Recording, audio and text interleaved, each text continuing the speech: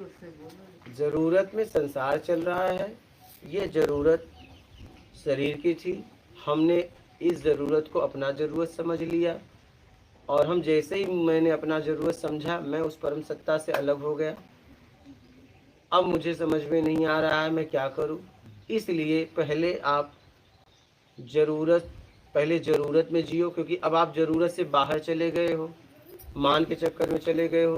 तो पहले अपने तरीके से चाहिए उसका त्याग करो, जरूरत में आओ। एक समय ऐसा आएगा कि आपको पता चल जाएगा कि ये तो शरीर की जरूरत है, मेरी नहीं। तो फिर मेरी जरूरत क्या है, फिर आप उसके बाद उसकी खोज चालू हो जाएगी जहां से आप समझ रहे हो। संसार को अगर वो चलाता ना, तो संसार इतना गंदा नहीं होता। क्या ये जितने भी पृथ्वी पर हैं, मानव शरीर को कर्ता का अधिकार दिया गया है, बाकी शरीर को भोग भोजन है, वो प्राकृतिक जीते हैं। हमारे पास कर्ता का अधिकार है। हम सात्विक, तामसी, राजसी कोई भी प्रवृत्ति अपना सकते हैं। राजसी प्रवृत्ति अपनाएंगे, तामसी प्रवृत्ति अपनाएंगे, तब तक बाहर रहेंगे। सात्विक प्रवृत्ति अपनाएंगे तो अपने स्व तक पहुंचेंगे, स्व के द्वारा उस परम ब्रह्म तक पहुंचेंगे। लेकिन जिस स्थिति में मैं हूँ, इस संसार को चलाने वाला इस समय जो भी मेरे साथ हो रहा है, उसका जिम्मेदार एक व्यक्ति है, वो मैं और मेरा कर्म। सीधी सी बात है, और ये जिम्मेदारी आपको लेनी पड़ेगी।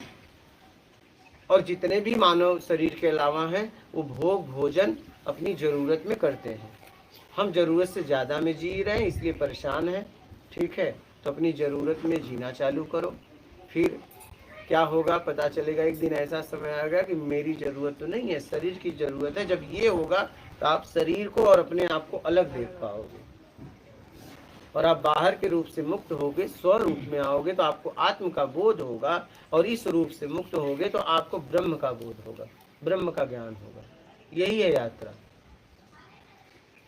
स्वरूप, बाहर के रूप से मुक्त होगे, स्वरूप में आओगे, आत्मज्ञान होगा। इस रूप से, इस पिंड से अगर आप छुटकारा पा लिए तो आपको ब्रह्म का ज्ञान हो जाएगा। यही है यात्रा।